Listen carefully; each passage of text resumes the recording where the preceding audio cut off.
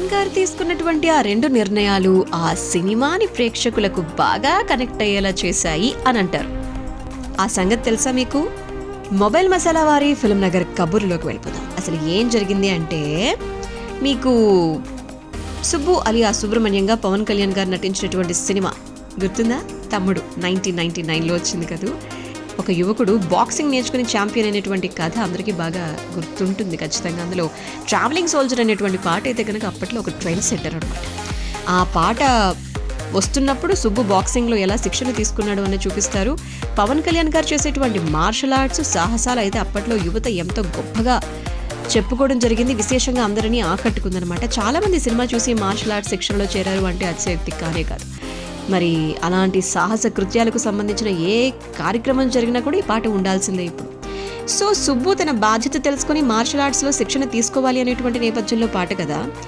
అయితే ప్రేమ అంటే ఇదేరాతో మంచి మ్యూజిక్ ఆల్బమ్ ఇచ్చినటువంటి మ్యూజిక్ డైరెక్టర్ రమణ గోగుల్ గారితో కూర్చొని పవన్ కళ్యాణ్ గారు ఒక ఇంగ్లీష్ సాంగ్ రాయించుకున్నారు. దానిని విన్న తర్వాత దర్శక నిర్మాతలతో పాటుగా ఎడిటర్ మార్తాండికే వెంకటేష్ గారు కూడా వద్దు అని చెప్పి పవన్ కళ్యాణ్ గారికి సలహా ఇచ్చారట. కానీ పవన్ గారు మాత్రం వాళ్ళ మాట వినలేదట.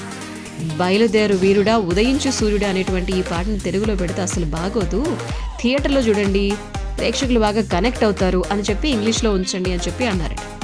అలాగే అచ్యుత్తో పార్టీ జరిగేటువంటి ఎపిసోడ్ కూడా తీసేమని చెప్తే దానికి థియేటర్లో మంచి రియాక్షన్ వస్తుంది, అందరూ పగలబడి నవ్వుతారు, తీయొద్దు అని చెప్పి సూచించారట. అలా పవన్ గారు తీసుకునేటువంటి 2 నిర్ణయాలు తమ్ముడు సినిమాకి బాగా హెల్ప్ అయ్యాయి అన్నమాట.